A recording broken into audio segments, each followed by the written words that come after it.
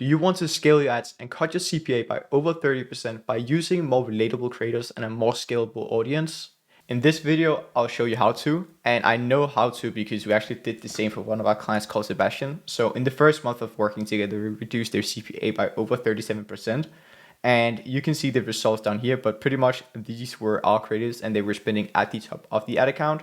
You can see here that the NCPA came from being at around 250 Danish kroner on average to around 150. And the assets that we made were also some of the highest spending in the ad account.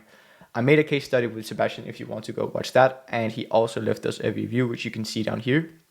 But in this video, I wanted to make it as tactical as possible. I wanted to get into the nitty-gritty on how do you actually reduce your CPA while increasing ad spend, because most brands that I talk with personally, they have like one of these three different problems. Sometimes it's one, like more than one, but it's usually one of them. And the brands that feels capped, they either like they don't have a scalable audience, so they have like problems with their audience scalability.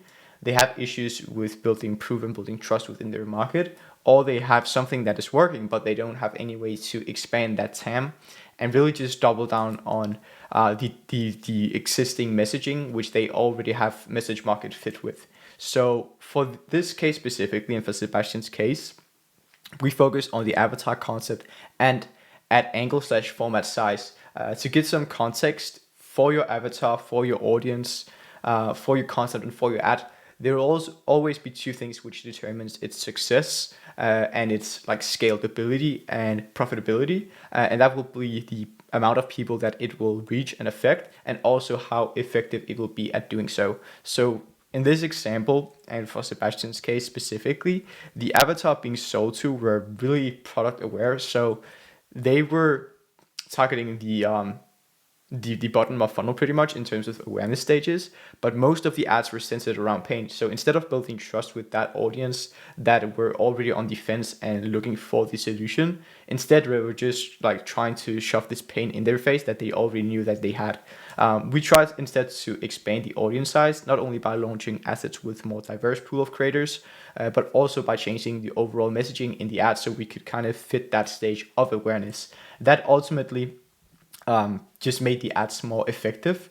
And you can see down here, I tried to illustrate with the different examples. You can see you have different sizes of the different concepts, and then you also have within the concept your different ads, and kind of like the greenness here resembles how effective that ad is.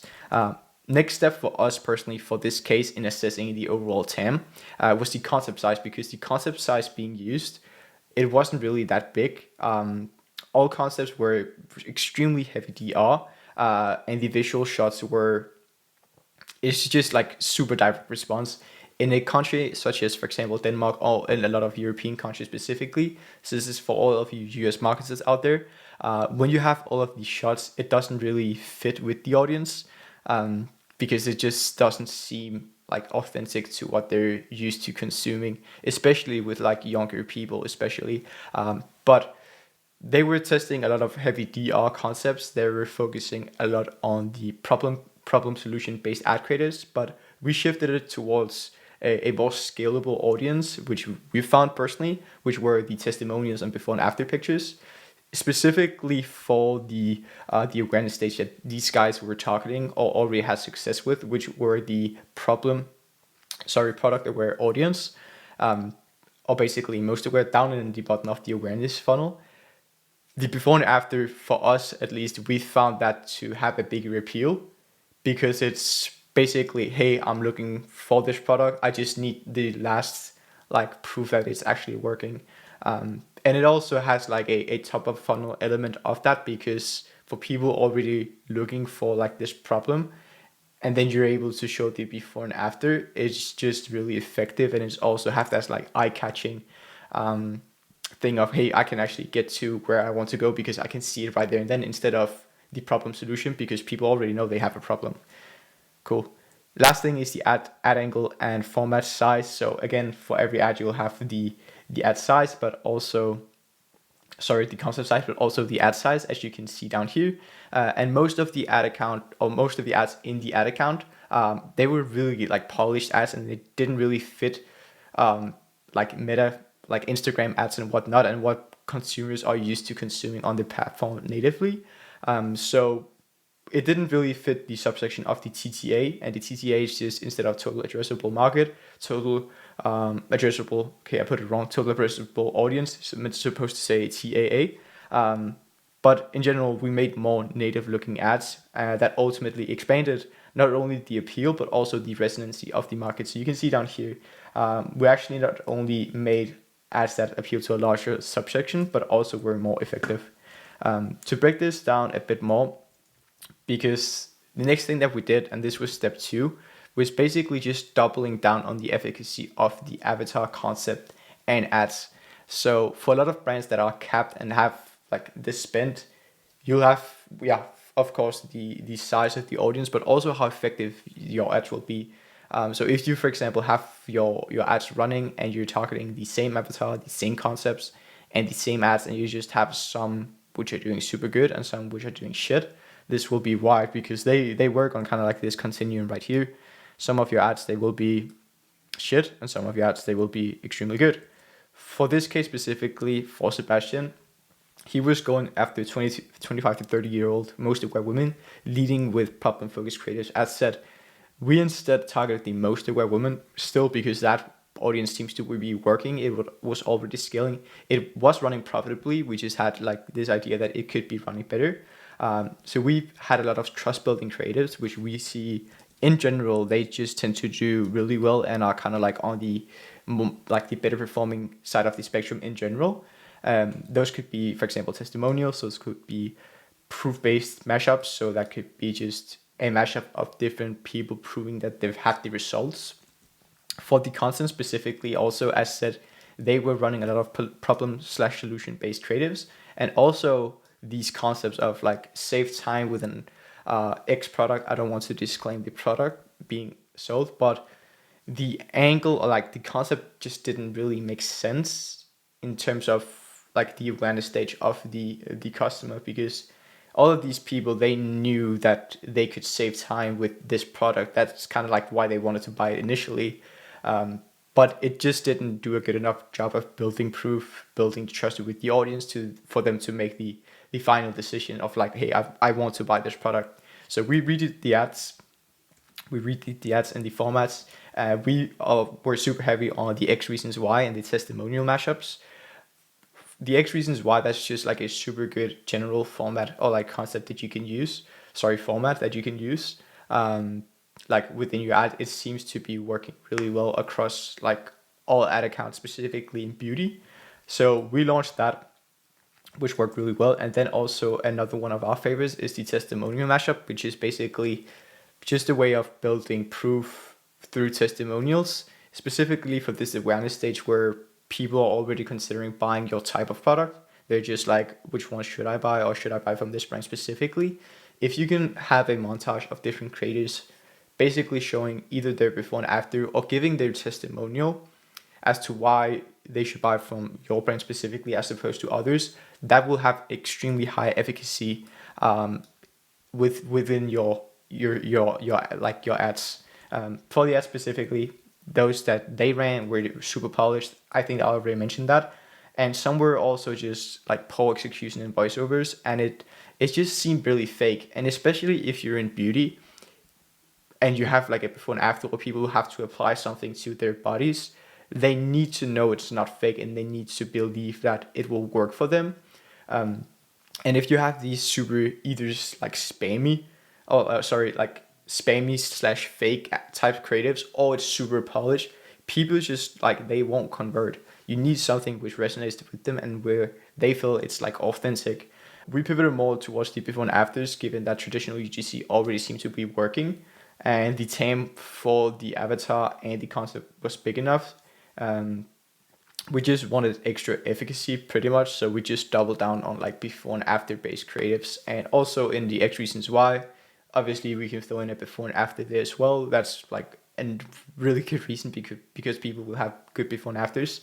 But that's kind of like the efficacy part of this equation. And the last one, and this is kind of like the putting things all together and how you can continually scale, is that once you nail your avatar, once you nail your concept, once you nail your ads, we want to expand the TAM. So we initiated the same concept and ads, but introducing another avatar, targeting the lowest hanging fruits in another age group. So if you have a avatar which is working and you have good message market fit with them, what I do and what's basically just the lowest hanging fruit in that for that is just taking the same exact message, but just seeing if you can apply it to another avatar. So let's say you have super good message market fit with a white 25-year-old woman.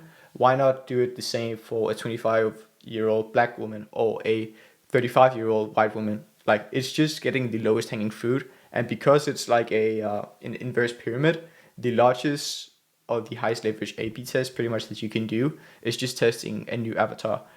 So what we did, like pretty much to break it down, is that we took the audience and we took the idea for the ad and we expanded the ad or like the audience just by A/B testing a new avatar. And I think this is a super good mental model and framework for finding new winning ads and expanding your TAM if you feel capped. Is basically just find the winning avatar, concept and ad format, and then A/B test the new scalable avatar, which you identify as like the next most scalable avatar, or which you think would be one of the next avatars that you could go to market with really successfully. And then just rinse and repeat the framework that you already have for the concept with the angle for the format. And instead of constantly testing new concept, just test new avatars, because that will give you a total, like a larger total TAM if you know the concept, format, and angle have high efficacy. So if I go back down here, you can see like the concepts and the ads, that's subsections of the avatar. So instead of like trying to play with this small one and see if there is another like concept which might fit here, or for this one right here, seeing if there's another concept which fits right here, just test the avatar, because this concept that we have right here, concept one, it might also fit really well into avatar one, and it might like appeal to a large section of the market. So you'll have a bigger TAM just by testing the avatar as opposed to the concept or the angle or the format. Again, if you have something which is working, double down on that 100%. But if you want to expand your TAM and you feel like your ad spend fatigued, I'd 100% just focus on introducing another avatar. And the continuous flywheel for us, for specifically for Sebastian in his case, because we're still working with them, as like of me recording right now, and also just for you to do yourself in the future, is to identify your most scalable ad creatives, distill it down into avatars, concept, angle, and formats, and then A/B test the highest impact items against other segments. So again, your avatar, then your concepts, then your angle, and then your formats, and then test your ads and collect the data. And with that, again, you'll be able to identify your new most scalable ad creatives, and then just like continue with this flywheel over and over and over again. If you can double down on what's working while doing so, or while doing this, you'll be able to scale really, really nicely. And that's what we did for Sebastian, and that's how we'll continue to scale. This is one of the ad creatives we made, which like still cranking to this day. It's been running for a few months. Spent multi 5 figures. So for this case specifically, and for Sebastian, we'll just continue to produce ads with this winning formula, but meanwhile also test new avatars and formats rather than concepts, because we already have a winning avatar. Let's just A/B test that highest, like A/B test for us highest impact item that we can do, and just keep the cycle running. So we have this winning formula, just want to build, like have these apps with higher efficacy, proof-based creatives, which we found, where we've now identified the awareness stage that we have and the kind of like the messaging for them. We've kind of found a good fit right there. So we just want to double down on that. Meanwhile, we also want to test the new message market fit that we found for this avatar and see if we can launch it and deploy it in a new segment of the audience. For example, the 30 to 50-year-old segment instead. It might not hit as well, so we probably will have to go back to the concept, but it's a really high leverage A/B test in terms of the, like if we're still thinking about the awareness stage of the audience. So let's say it's still like product aware audience. We might just have to tweak the concept and like a little bit, but just having that proof-based creators for the product aware avatar, just in another like age group, we still think that will crush. And then we'll try to double down on different formats as opposed to concepts. We already know the concepts are working well. We just want to have change the way that our potential customers or this client's potential customers could consume the content instead of changing the messaging itself. The messaging, it already works. We have message market fit. We just want to have different ways of them to consuming it because one, those different formats might have higher scalability in terms of like within their bubble. If I go back, so within their different bubbles, they might appeal to a larger subsection of that concept and that avatar size, and they might also have a higher resonancy because it might be more trendy and more up to date with what they're consuming natively. So that's it for this video. This was just a small case study breakdown on how we took Sebastian's brand and reduced their CPA by 37% within the first month, and how we went about going through these 3 different mistakes that we see them make in terms of them not having a scalable audience, in terms of them not having message market fit, and building proof within the awareness stage that they were in, kind of just identifying which awareness stage are our consumers in and are our most profitable consumers in, and then matching the creators with that. And then from there, now trying to continuously expand the TAM by taking that message market fit and just trying to like put it into, or trying that with different avatars. Hopefully you can go and apply this for your own brand. If you have any questions, you can let me know in the comment section. You can also feel free to connect with me on socials. And I think that's it for the video. Check the links below, and thank you for watching this. Bye.